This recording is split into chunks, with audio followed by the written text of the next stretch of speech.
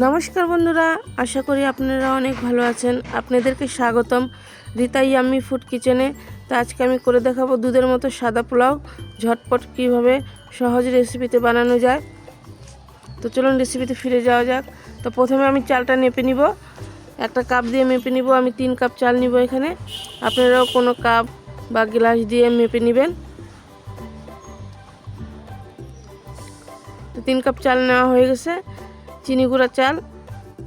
এবার আমি ধুয়ে এটাকে একটা ঝুড়িতে নিয়ে নিব। তো এবার আমরা রেসিপিতে ফিরে যাব। তো একটা কড়াই বসিয়ে দিলাম চুলায়। এবার দিয়ে দিব তেল। তেলটা গরম হয়ে আসলে এর মধ্যে দিয়ে দিব 2 টুকরা তেজপাতা, 1 টুকরা দারুচিনি। একটু ভাজা হলে এর মধ্যে দিয়ে দেব পেঁয়াজ। পেঁয়াজটা ভালো করে ভেজে নিতে হবে, কিন্তু পেঁয়াজে যেন কোনো রং না আসে।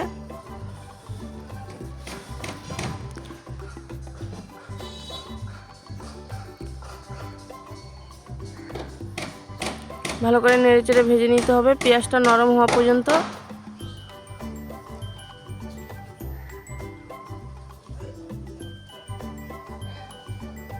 তো পেঁয়াজটা নরম হয়ে গেছে। আমি পেঁয়াজটার কোনো কালার আনিনি, পেঁয়াজটা এইরকমই ভাজতে হবে যেন কোনো কালার না আসে। এবার আমি চাল দিয়ে দিব।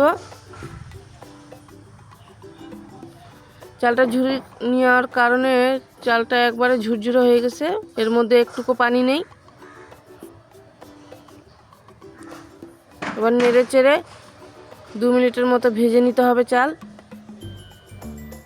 আমি এর মধ্যে কোনো মশলা অ্যাড করিনি, একেবারে সহজ পদ্ধতিতে দেখাচ্ছি।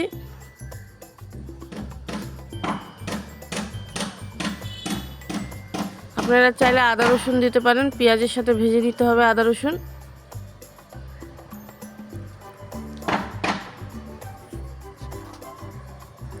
ভালো করে নেড়েচেড়ে ভেজে নিতে হবে।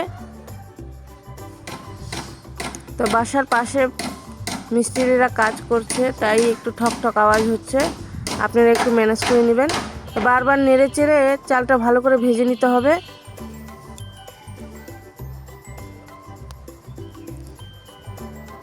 আমি বারবার নেড়েচেড়ে দিচ্ছি যেন নিচে না লেগে যায়, সব দিকে চালটা যেন ভালো করে ভাজা হয়।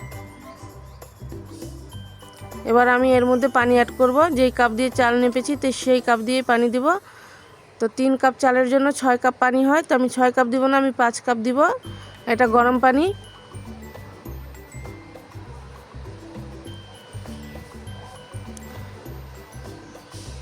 তো পানি কম দিলে পোলাও এবং ভুনা খিচুড়ি খুবই ঝরঝরা হবে।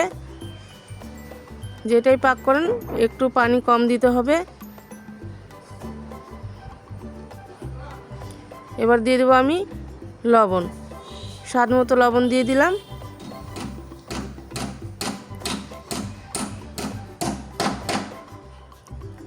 ভালো করে নেড়েচেড়ে ঢাকনা দিয়ে ঢেকে দেব। ভালো করে নেড়েচেড়ে দিতে হবে যেন কোনো দলা না পেকে থাকে। এবার ঢাকনা দিয়ে ঢেকে দেব 10 মিনিটের জন্য। দেখুন আমার পানিটা শুকিয়ে এসেছে, পোলাওয়ের পানি শুকিয়ে এসেছে। আবার একটু নেড়েচেড়ে দিতে হবে।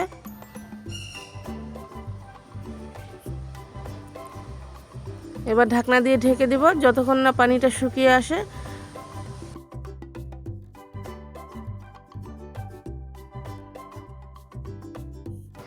তো দেখুন পানিটা শুকিয়ে গেছে একবারে, পোলাও আর কোনো পানি নেই, একবারে শুকিয়ে গেছে পানি। আর দেখুন বন্ধুরা পোলাওটা কতটা সাদা হয়েছে, একবারে ধবধবে সাদা হয়েছে আর কতটা ঝরঝরে হয়েছে। দেখুন এইভাবে টিপ দিলে যদি হাতের মধ্যে গলে যায় একেবারে, তাহলে মনে করবেন একবারে পোলাও হয়ে গেছে। দেখুন হাতের মধ্যে টিপ দিলে একবারে গলে যাচ্ছে, তার মানে ভালো করে পোলাওটা হয়ে গেছে, একবারে সিদ্ধও হয়ে গেছে এবং ঝরঝরেও আছে। আর কতটা সাদা হয়েছে, ধবধবে সাদা দুধের মতো। তো আপনাদেরকে অনেক অনেক ধন্যবাদ আমার ভিডিওটা দেখার জন্য। আমার ভিডিওটা যদি ভালো লাগে তাহলে লাইক কমেন্ট সাবস্ক্রাইব করবেন। এবং আপনারা অনেক অনেক ভালো থাকবেন।